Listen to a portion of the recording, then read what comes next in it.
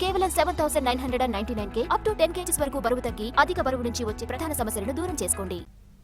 తిరుపతిలో కల్తీ ఆహార పదార్థాల భయాలు భక్తులను భయపెడుతున్నాయి. ఎన్టీవీ ప్రసారం చేసిన వరుస కథనాలతో దాడులు చేశారు ఫుడ్ సేఫ్టీ అధికారులు.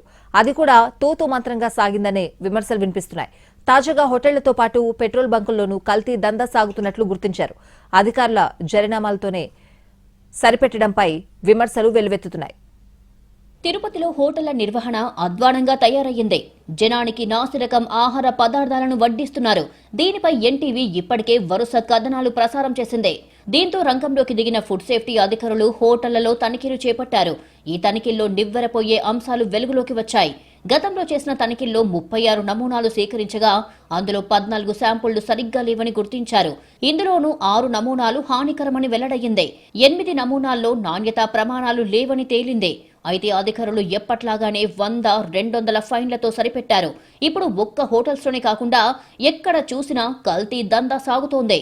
భక్తులు, నగరవాసులే లక్ష్యంగా కల్తీ సరుకు అంటగడుతున్నారు వ్యాపారులు.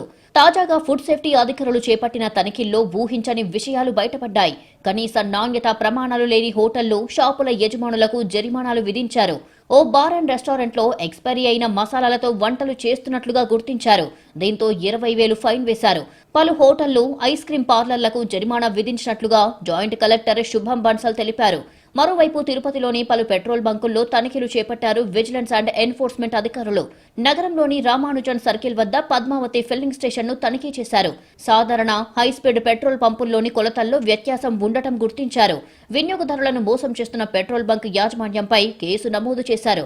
2 పంపులను సీజ్ చేశారు అధికారులు. ఇప్పటికైనా అధికారులు మొద్దు నిద్ర వీడి కల్తీ చేస్తున్న కేటుగాళ్లపై కఠిన చర్యలు తీసుకోవాలని కోరుతున్నారు.